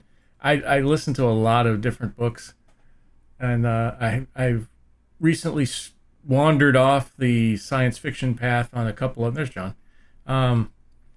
Wandered off the science fiction path. Your audio's still not working there, John. So I'm interested in the detective series stuff. There you go. Sorry about that. Which one? Your what you're thinking about in regards to the kind of detective or yeah, that's the Getaway Pilot. Pilot. A crime noir in space. Yeah. So yeah, I'll let you guys know when the audiobooks for those come out. Oh, that'd be great. Yeah. Definitely. Know that. And I want to mention also, everybody, that if you go to his website, which is right here, there is a free book there. Yeah. The prequel to the Talon series, you can get totally for free. It's a novella. I think it's like 20,000 words or so, and it's a fun, quick read. And if you like it, then for free. You don't have, and if you don't like it, you didn't pay for it. So yeah, if you read that, you like it, then you're going to like the rest of the series. Exactly. Which is kind of cool. I think that's a good selling point. You're like, you don't buy something and man, I regret that. I really didn't like this. And you actually have a preview. That's one of the cool things about being a self-publisher is you can do that kind of stuff, because you're in control. If you were working, like if I was traditionally published, that's not something I'd be able to do because technically they would own it. Right. Yeah, exactly. There's no way they have all the rights for it. Yep. Well, thank you so much. We look forward to having you on again, and keep fueling the fleet, sir, because that's what the fans do. Yep, fancy. I like the poster. Goldfinger. Goldfinger. Take care. Take care, everyone. Thank you very much, and be well. Live long. Thank you. Wow. Cool. I'm gonna grab one of those. I have some credits still from some audiobooks. I'm gonna get the Interstellar. I'm gonna get the Interstellar Pilot. I got those 3 books. I'm gonna order them now. Yep. All right. I'm gonna try my ebook then. I'll put on my Kindle. Ebooks. I have a Kindle. I gotta figure it out. Do you read mainly ebooks, or do you? Yeah. Yeah. I just can't read anymore. I just don't have time. But did I lose your audio? Oh, there you are. Okay. I got. Yep. So that was great. Thank you for coming on, and I just wanted to kind of do a Cylon thing tonight because I've been researching AI stuff. Oh, sorry. So I've been redoing some researching on some AI stuff, and needless to say, let's see if I can pull this over. I don't know if the audio will come through. We'll find out. There is something new out called Notebook LM by Google. Notebook LM, and I know there's a lot of people out there that don't like AI. I think it's going to take over the world, and it is. But I mean, it's not. Um, it practically is. I mean, I looked at some of this stuff and I'm like, crap, this keeps going. I might be out of a job because you can type in something now and have something create a video. And it's like, I don't even have to send my team out to do B-roll anymore. And you just type in a B-roll thing and it pops up on there and you just drop it in. That's what I see. I see a lot of AI. They do like AI films on like the old Alien, the Predator, and it's all AI. It's all like it's animation, the narration, it's everything. I mean, is that where we're going? Is that where it's so easy to put in there and do that? I mean, I still think there's gonna... still somebody has to put something in there, but I'm trying to find the overhead or the makeup, the prop guys. It's a lot of stuff. Yeah. So this is what I'm talking about. Let's see. Close that and go there and merge there. So this is Notebook LM. I don't make any money off these people or anything else. They're actually not making any money off of me either. I have the free subscription right now, and I went ahead and logged in and put it in there. And the way this thing works is you can drag in a number of, for instance, PDFs or Word documents or whatever else, and this thing will become the AI for those Word documents. So if you have a couple of, I actually had a PDF of Battlestar Galactica, the book, the original book, and I drug it in there, and you can go in there and actually query this thing. You got one, right now it's just using one source, which is the Battlestar book, but you were able to put all the Battlestar books in there, whatever else in PDF. You could ask it anything about the books and it would come back and tell you. So once again, it gives you a summary. You can get a timeline, briefing documents, a study guide, table of contents. All that's pretty cool. But what really gets me is this one right here. And I'm going to go ahead and hit generate. I don't know how long it's going to take, but we'll start that. This thing here creates a podcast about the subject that you gave it. Literally a podcast. So it will actually go on for, it's limited to 10 minutes. Okay. So you can actually drop in any document in there, and these two voices that sound like real people, if this thing ever gets done, we'll find out.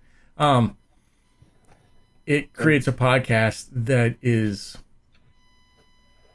not like robotic, but something you would actually listen to. What's the site again? I'm sorry.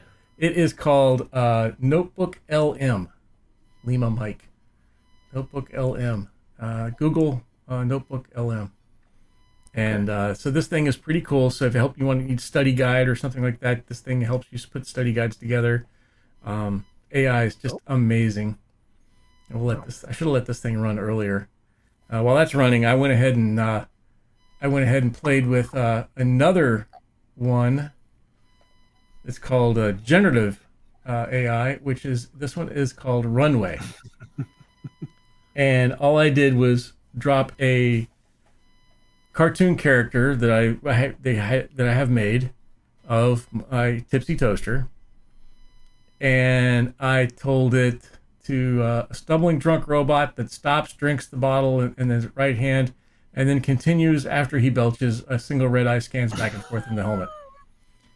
This is what it came up with, which off of a stick figure, same figure, it animated it, and it drinks. It's he just fucking drinks. There's red eye. Yeah, and it drinks. I'm like, wow. And then of course you only get so much time on these. You get like 20 seconds for free, but it just blows me away that this is possible. And you get to keep that, to keep what you create. Yep, that one for the free ones, you can keep it. And then, of course, if you want to sign up, I think it's like the big one is like you get 460 seconds per month of video creation, which is about not a lot, but still it's pretty cool. That's pretty cool. Let's see how Notebook LM is doing. Whoops, wrong one. That's pretty cool. Yeah, it's still do a lot of converting. stuff. All right. It's still converting. And they just talk about the show, or they Yeah, it's so one of the guys sent in a document that was just 10 pages long, and it said poop and fart, and it's all it said in the entire document. And they came up with the whole story thing comes out is it's amazing. They're like, oh, what are we supposed to do with this? I don't know. And they talk back and forth to each other. So okay. We'll let that roll for a second more. Maybe I can get one of those up. Let me Google it, see if I can find it, pop it up.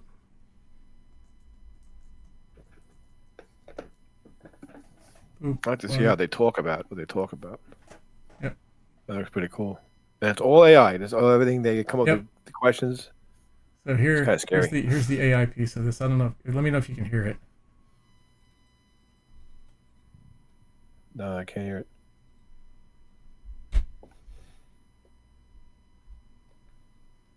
All right, let me turn on the audio here. Stand by. I might start an echo, but we'll find out. Amazing. They're like, what are we supposed to do with this? All right, you ready? I'll do the routing. Output, broadcast stream. There we go. I might be echoing, but you hear it now? You know we love a challenge on this Yes. show, right? But gotta say, you guys have really outdone yourselves this time. It's certainly a unique piece of source material, that's for sure. Unique is putting it mildly. I mean, we're used to tackling all kinds of things in our deep dives, from ancient manuscripts to the latest scientific breakthroughs, Now, this even is the all occasional AI. conspiracy theory, right? You do love to go down a rabbit hole. Exactly. Yeah. But this is a whole different beast. I mean, we're talking about a document that someone sent in that is literally just the words poop and fart repeated hundreds of times. Hundreds. No context, no explanation, just pure unadulterated repetition. So where do we even start with something like this?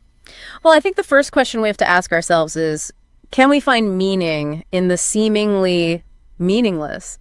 Because that's what we're faced with here. And that's a really interesting question, right? I mean, think about it. We see examples of repetition in art and language all the time. Andy Warhol's soup cans, for example, or minimalist music that's just the same few notes over and over. Right, and those things can be surprisingly powerful, can't they? Totally. But This even thing in those talks cases, about there's poop usually and some fart kind of structure, some for 10 variation. minutes. This document, though, it's just raw, unfiltered repetition. No rhyme or reason to it. And yet, don't you find yourself searching for a pattern, some kind of hidden message? It's like our brains are hardwired to seek out meaning, even when there might That's not unreal. be any. It's a very It's human crazy. impulse. You're right. We see shapes in clouds, I patterns see in what the they say about stars, we Battlestar even story. find Yeah, significance that in was like- coincidences. That's We're amazing. meaning-making machines, aren't we? Exactly. We crave order and sense in a Yeah, world the that IFB often from now feel on. chaotic and random. So are we trying to we go. impose It's done. Let's find out what it says. spaceships and Cylons, huh? Ready to dive in. Always up for a good deep dive, especially into a classic like Battlestar Galactica. We're starting with the original novelization, and let me tell you, that opening peace conference had me hooked from page one. Really grabs you, doesn't it? Throws you right into the thick of it. You can just feel the tension, that deep-seated animosity is between the done colonies and by the a Cylons. Yeah, Computer. like they're going through the Wow. motions of peace, but They something's pick up just on all that stuff. That's unbelievable. off. And then there's That's Adama, unbelievable. right? Doesn't trust those Cylons an inch. And you can't blame him, can you? He's seen war. He knows how fragile peace can be, especially with an enemy as advanced and as, well, alien as the Cylons. Makes you think about those kinds of situations in our own world. You know, when you have to put your trust in someone you don't really trust, how do you even begin to do that? It's a tough question, and the book doesn't shy away from it. But then, of course, all those questions become kind of irrelevant. Because the Cylons attack. Exactly. And it's not just an attack, it's a complete and utter devastation. Brutal. Just wipes out the colonies. Really drives home how ruthless the Cylons are. No kidding. They're Unbelievable. cold, they're calculated, and they're It's efficient. crazy. That's They have their crazy. goals, and they pursue them relentlessly. And it's in the middle of this chaos, the this computer to pick absolute up on the mayhem, storyline that we and meet explain some of the it, characters everything. who become so central to the story. And just talking like this. Apollo Talking and like Zach, this. Regular people who Adama's just read the book. sons. Talk about being That's thrown into the amazing. deep end, huh? Trial by fire, that's for sure. And then there's Starbuck, classic rogue. Bit of a Han Solo vibe. Right, totally. That swagger, that charm, but with a hint How of do they come up with Forget that? Athena, though. Ow! Tom's daughter. Strong woman, finding her place in a world This was gone done mad. in less than a Yeah, couple she's of great. minutes after I But dropped speaking the of book. the world into gone this mad, program. can we talk about Adama for a second? And then He loses picking up everything. on the small His home, things, his Han wife. Solo, all the other Talk about stuff, adding other fuel sci-fi to an already genres. raging fire. Right. I mean, that kind of the loss, that voices. personal tragedy, it Those adds a aren't real whole other people. layer to his character. He's not just fighting for the survival of humanity now, he's fighting for revenge, for justice. And yet he doesn't give up. Yeah. He doesn't succumb to despair. He picks himself up, rallies the surviving colonials, and sets them on a course for this almost Someone mythical listen to the planet, AI talk Earth. about this, Earth maybe we can becomes the remake. symbol of hope, right? This distant beacon of a new beginning for people who've lost We'd love everything. to It's a powerful drop in, image. It you is, know, but we all know the this source is Battlestar materials and ask it Galactica. to It's not going to create, be easy. They're massively a outgunned, new- constantly on the run. a new I mean, you Battlestar. have to wonder what keeps them going. Oh, hey, That's what makes can this we do story that? so compelling. It forces you to ask those big questions. Later, Bess. What does it mean to be human? What does it mean to survive? Besides the Pegasus, And what are we the new- willing to do to the new achieve those Battlestar things? came And we're out. just getting started. Remember Starbuck? Always had a knack for finding trouble. Oh boy, does he ever. Wait till we get to his little adventure in that hidden casino. That's when things really get interesting. That casino is a trip, though. I mean, on the one hand, you've got all the glitz and the glamour, like a giant distraction from the I don't war know raging what, outside. Right, How you they could wrote almost it, yeah, forget I wrote this, what's at talk stake, about what they're this running stuff. from. It's amazing. Almost, Yeah. but that's the thing, isn't it? That's the point. It's all a This is so the facade, computer can a pick way up to on keep these people things. from asking too many questions. And meanwhile, back on the Galactica, things are falling apart. Adama's got a mutiny on his hands. Sire Yuri leading the charge. Tough situation. I mean, weeks even of they're getting running, the names right. always looking over your shoulder, never knowing if you're going to make it. It wears on you. And surrender, even to the Cylons, it starts to look like an option. You almost understand it. Right. You have to ask yourself, what would I do? What would I be willing to sacrifice for a chance, even a slim chance of survival? Tough questions. And we're not even talking about what Starbuck finds out at that casino. The Ovians. Chilling, isn't it? The pods, the humans just being drained of their life force. The Ovians are in bed with the Cylons and not just in some metaphorical way. Straight up genocide. And Starbuck knows he's got to warn Adama. But getting off Carillon is no walk in the park. No kidding. He's got the Ovians after him, the Cylons on his tail, and he's got Apollo and Serena to worry about. They're a good team, though. And then the computer figures out the whole Resourceful. storyline. They make it how to out, break it down but they're to us. stranded. Gotta That's break stuck it on down and Caroline. tell it to us. And the Galactica's As low a- on as fuel, a- can't everything risk a else. rescue. Yep. Bad Okay, situation all around. comparisons. So now what? They're trapped between a rock and a hard place. More like a Cylon in a hard place. And the clock is Comedy. ticking. So let me get this straight. The Galactica's surrounded, Comedy. practically out of fuel, and about to have its own people turn on Adama. And that's not even the worst of it. Oh, there's more. I mean, it can't get much worse, can it? Well, remember those Ovians? Turns out they've got a thing for Tylium fuel. As in the stuff the Galactica needs to, not become a sitting duck. You got it. Okay, so what? Starbuck just stumbles on a whole stash of it while he's stuck on Caroline? Something like that. You're really burying the lead here, aren't you? Hey, I like to keep things interesting. Well, it is Battlestar Galactica, and that does sound like some serious luck. But it's Starbuck.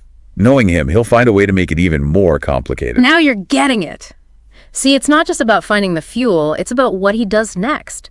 That's what makes this whole thing sing. That's So he unreal. steals an Ovion freighter to get it off Caroline. Bold move. Risky. But hey, what's life And without a that's little risk, the right? book. Right. Yeah, Adama. that's not What's he the doing show. while all this is going on? Trying to talk his people out of a full-blown How surrender. long did it Trying to take buy download the time. PDF? Keep them from making a decision they can't take back. How long did it take to download it? To download, I had the PDF. All I did was drop it into here, which took only a couple of seconds, Wow. and then generating this audio overview with this making its own podcast. That took maybe, I think it took us 4 or 5 minutes. That book is hundreds of pages long, and this whole thing will go on for 6 minutes and 37 seconds and give you the storyline. And there's picking up on things that are in the book. Oops, I'm probably echoing. Hang on, let me turn that off. Good. Picking up on things that are in the book that are not in the show. So you would think, like Starbuck stealing a freighter with the Tylium. That's not in the show, right? That's in the book. So really, pretty cool. And it's it's like, hey, you yeah, one night we just we don't have time to do a podcast. We'll just drop this stuff into here. But I think the only disadvantage of it at this point is the max it will give you is 10 minutes for now. So you can drop a couple of things in there, and then you can query this thing too and ask questions about the book and about things. It's really wow. It's scary. I mean, and then recently they I think you heard about, 3 Mile Island, right? Yeah. Did I lose your voice again? Yep. I'm hearing you again. Try it. Nope. Oh, we lost John. And he hung up on it. There you go. Yeah. There I am. I'm back. All right. So, with 3 Mile Island, yeah, they're getting ready to reopen that. And the thing is Microsoft is supposedly buying it, and they're supposed to be providing all the power, and all the power is supposed to just go to Microsoft. Oh, so they bought a nuclear power plant for themselves to power their AI. Oh wow, that's a lot of power. That's dangerous. That's pretty wild. That's an X-Files story right there. Yeah, no kidding. I mean, there's a book right there. But wait a minute, we already have that one. It's called The Terminator. Yeah, I better tattoo my barcode right now. That's it. Yeah, better buy your. You guys. I'm with you, Robot Master. Be the Microsoft numbers across. What were the license numbers? Have to be the Microsoft license number will have to go here. And I have to have the special gold strip too, by the way, to make sure and the hologram that's there. Think anything bad, the little blue ball in my hand will start going off. I gotta run. That's it. But I mean, that is just totally unbelievable. That's Notebook LM. So I mean, it'll help you out at work too. So I mean, if you got a document at work that you're supposed to read through, and maybe it's hundreds of pages, and you can drop it into this thing and then ask it questions. So that's, so and it'll also summarize it for you. If you want a summary, it'll summarize it for you. And then if you just want to listen to a summary, you can have a podcast for 10 minutes to tell you about the book. A upgraded version of Cliff Notes. Yeah, no kidding. And it's actually entertaining. I mean, I can't believe the darn thing told a joke. Yeah, I was like, I saw the reference of Star Wars. I'm like, whoa, Han Solo. I'm like, wow. And then there's like, they were really stuck between a rock and a hard place, or more like a rock and a Cylon. So what? Yeah, whoever designed that computer program must have been a genius just to add all that stuff in there. It's like, yep. How did he do that? We are living in interesting times with all the AI stuff that's out there. That's amazing. And if you know how to use it, it'll help you do your job. I know that we're allowed to use it in my job for certain things, and even education. It'll write learning objectives. So we'd have to write learning objectives and things like that for our training. And you can go in there and drop the source information into Chat GPT or whatever else, and say, "Hey, I need learning objectives based on XYZ," or and then I need a terminal form, and I need a rubric, I need a grade sheet, and it will help you grade. I mean, they're not always right, but it gives you a start, puts you in the right direction. This is on a whole different level. And then I can't believe that. Yeah, if you really in the generative video piece of it is on a whole different level. You go back if you're interested in AI stuff, go check out Runway. They'll show you some videos in there that people typed in and came up with so many different amazing B-roll footage. Like I said, we shoot a lot of footage for our jobs, and we need a video of a truck going through a desert, and you just type in there, want a truck going through a desert and spewing sand up next to the pyramids, and dude, it made it. It freaking made it, and It looked great. It's like nothing like drone footage you could have gotten if you actually went out and did it. Whew, So that's amazing. I mean, Lola's there's so like, much on the internet "Ooh." and computers now. yeah. I mean, Lola's like, ooh. Paul's laughing.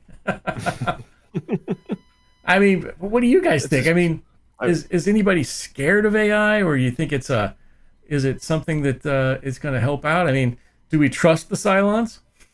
I don't know. I mean, some things always go wrong. They put on these computers and it doesn't go the right way. I was reading something now. Maybe it put doesn't on the need computer humans program. anymore. Hey, No. you're just messing this up. Just Well, like, and it'll be that- just like Terminator at that point. Yeah, the computers will find out they're not that good and they'll try to kill us. So why do we need you here? You guys always cause these problems. Exactly. Yeah. Well, to protect the humans, I need to kill them all. I think it would be a good thing sometimes, and some things it Yep. could be a good thing. But I see some people. I think I see some jobs that could be and just like yeah. when the checkouts for the grocery stores came about with the electronic checkouts. I always go to like a human yeah. cashier. Like, oh, get in the line. Like, no, I'll wait for the cashier. Meanwhile, the line's Yeah. long. I'll just wait for the cashier because that's a job. I mean, I just feel better going to the cashier than the computer. So I'd rather do that. And some things like if you want to get a quick story, do an animated thing, okay, fine. Yep. And it comes out like I see on YouTube, but Well- it's a double-edged sword, definitely. And it costs a lot of people. If it costs money, then for people's pockets, then I'd rather do it the old way. Yeah. And then so we got Paul says Skynet. Yep, right. Yep. And James says Skynet. Lola says it's a little scary. AI, the Matrix has you. That's right. Are we really here? Someone gonna give me a red or blue pill? Yeah. Take the red one, and I'll show you down how far down the rabbit hole you can go. Yeah. And that's again that point. It might be again that's scary. Thinking Yep. about that. It's true. That's really scary. I mean, Computers can pick up on this. your theme music. Remember the Chronicle one? Jones on the beats, reporting all the sci-fi news with his That's AI. typewriter clacking, bringing you Oh. AI made He's that. got the scoop on galaxies far and wide. All I did was give it some parameters. Taking us on a cosmic ride. Comes on a new song. Wow. Comes up with a song. That's Same amazing. thing with Tiny Beans. Same thing. I gave it a couple of things, took off with it, and created Tiny Bean song. Wow. That's It's- amazing. It is scary. Yeah. That just takes hours away writing a piece of paper. You just click on the Yeah. And keyboard now, can you and imagine? boom, you got it. Can you imagine now going to school online? And everybody's worried about plagiarism and everything else like that, right? You can't prove plagiarism on this. No. How do you keep somebody from writing their term paper using AI? I'm sure there's something out there that does that keeps it from happening or something, but I don't know how they could tell. I don't know, but yeah, I'm sure they have a program to do it. I'm sure people are doing it now. Yeah. They gotta. If it's going to be two legal things, there's going to be 20 illegal things following it. That's just the way it is. Oh, I didn't know that. Eric O'Reilly says AI made the theme to the new norm, which isn't sci-fi, but it goes to a show that the AI's taken over. I don't know that show. I will have to look that one up. The new norm. Yeah, the new norm. I wonder what that's Look into on. that. I'm definitely interested in seeing that. It'd be kind of fun. The new norm. New norm. All right, I'll check that out. It's all AI. It's about but the song was made for the new norm. She says, or they said that Erica says that the new norm song was made.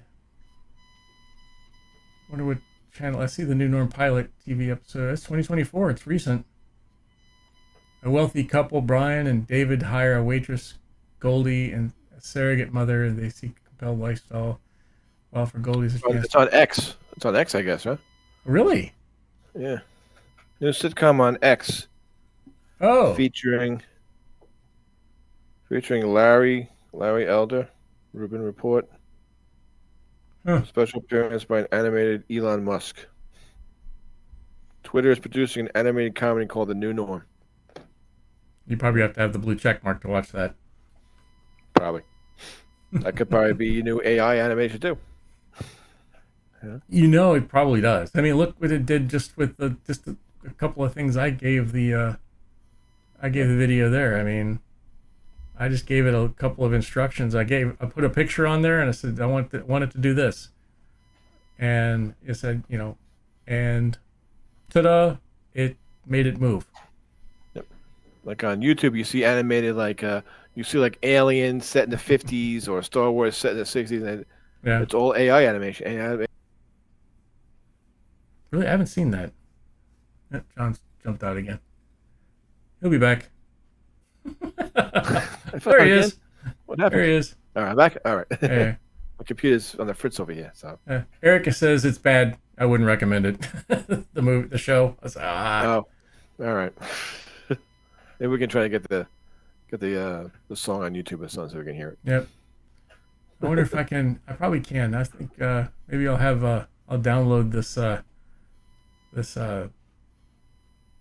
radio show and put it on our page for a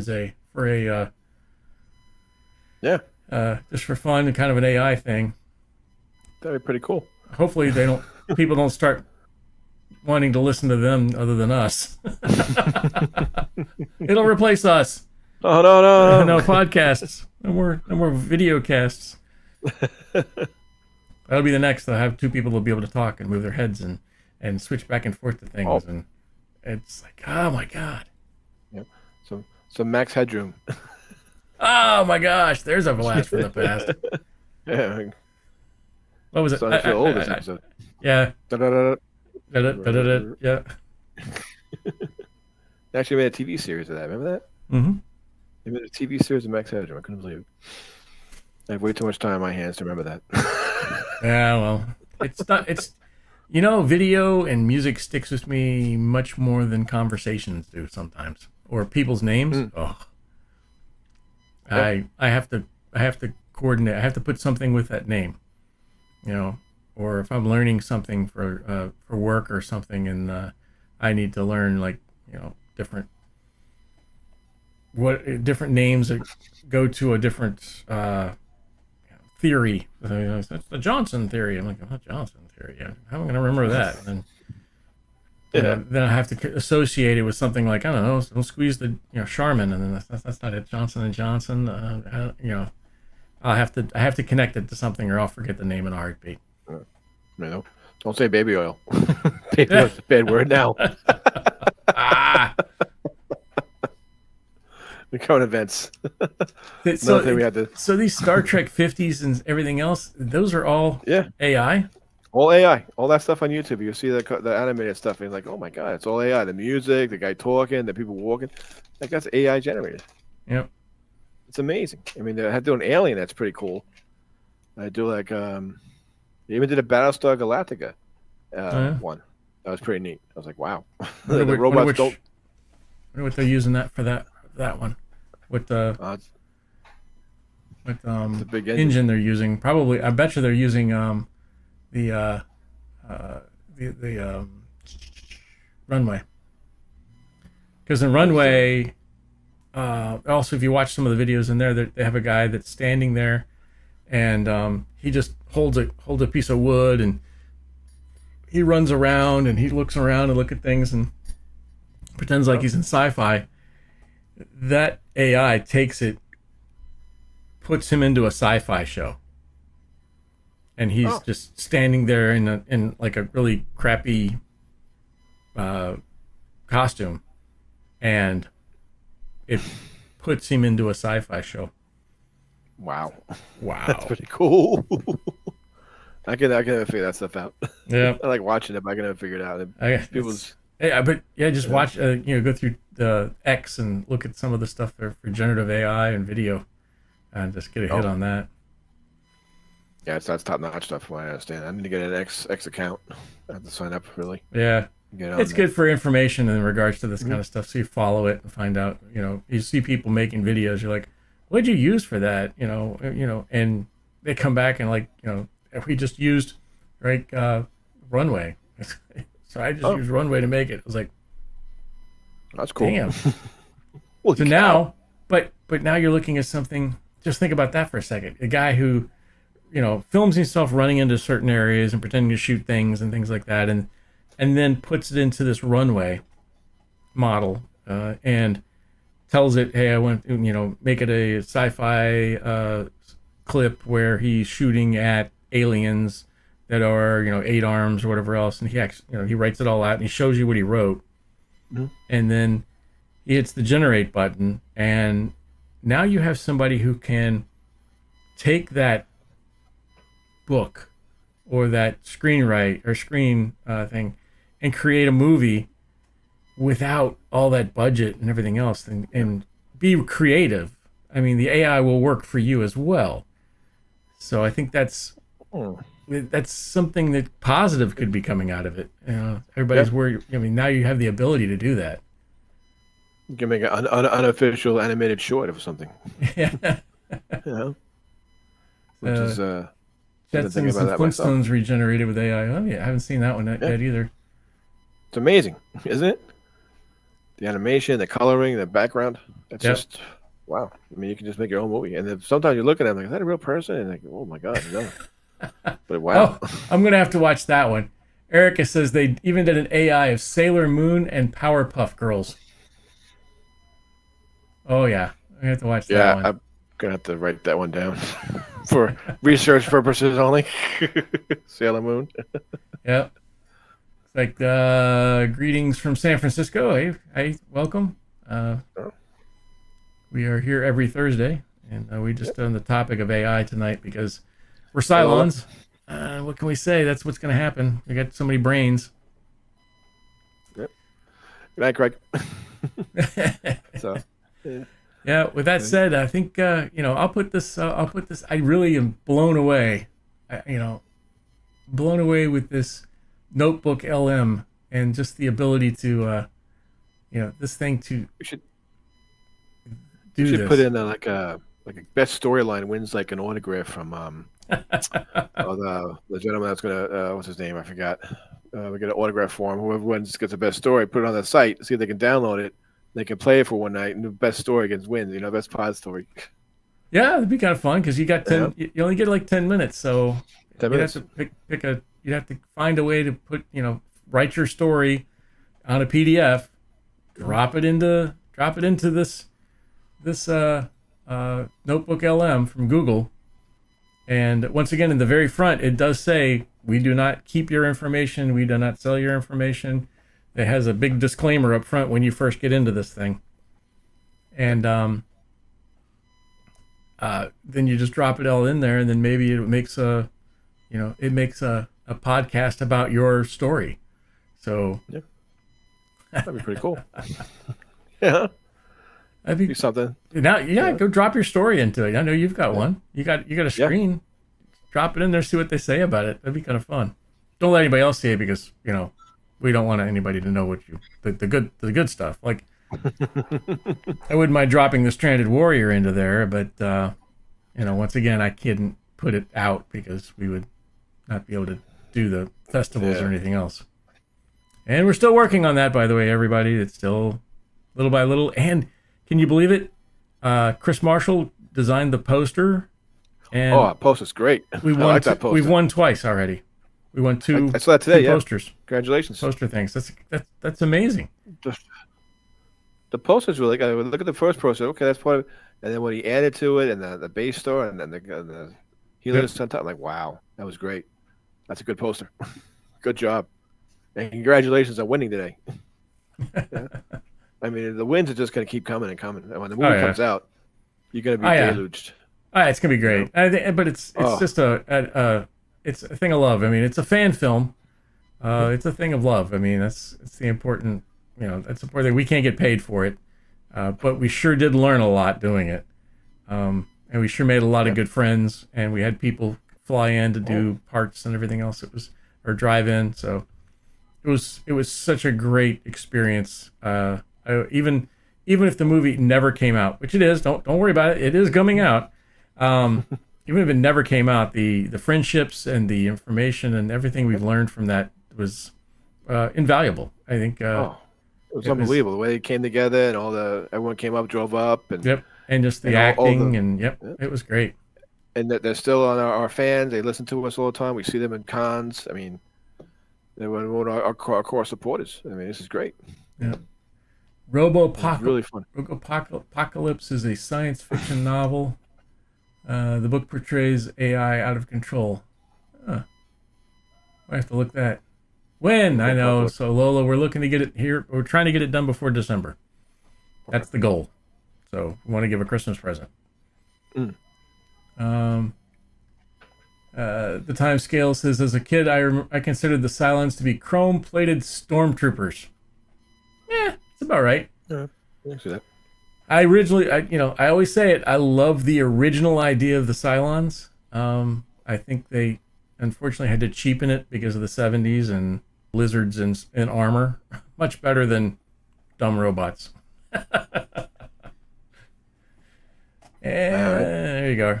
I'm back. You're back. The max headroom. All right, everybody. It's about that time. We will be back again next Thursday. Don't miss us. Every Thursday we're here talking about all sorts of things. Who's our next guest, John? Our next guest, he's already confirmed. Let me just look it up. I guess. Let's see. Oh, September. Wow, we're in October now, right? Calling all the ships at sea. Next member is October 10th. It's going to be Jeffrey Falcon Logue. Author? Right? Yes, I think you asked him to come on. I think maybe you met him in Dragon. Oh, yeah. I met him at Yep. And we have him. Cool. And then Chad Hall. Clint Hall's the following week. You met him at Dragon Con. Yep. The 24th is Nefarious Ferrets. They're Star Trek crew. They make movies. Yep. And the 31st for Halloween, we have John Aguirre. He's a horror author. Horror fantasy. Oh, cool. Now that'll work out well. Yep. He'll fit right in for the Halloween. So he's a very good guy. That's it. Yep. Well, everybody. It's already October. Got all sorts of stuff lined up for you. But we want to let you know that you are the important piece about all important people in all of this, because it's the fans who fuel the fandom, and the fans fuel the fleet. So thanks for coming out. Any last words, John? Thanks, guys, for coming on every week, jumping on, putting up with me for a co-host. I hope I did pretty well. The alcohol. You did fantastic. We had a great time. Came out a little show. We had a good time. Had some good laughs, and we learned something new. So that's right. Cylons take over. Yep, and we lost John's audio. Oh, there it is. Did I zoom out? All right, everybody. Thank you so much. We'll be back in transmission range next Thursday, 8 o'clock Eastern. Until then, here's to you. You guys hear me now? Yep. All right. How about now, right? You good? Yep. I got you. All right. Okay. Here's to you. Fans fuel the fleet. Fans fuel the fleet, guys. Have a good night.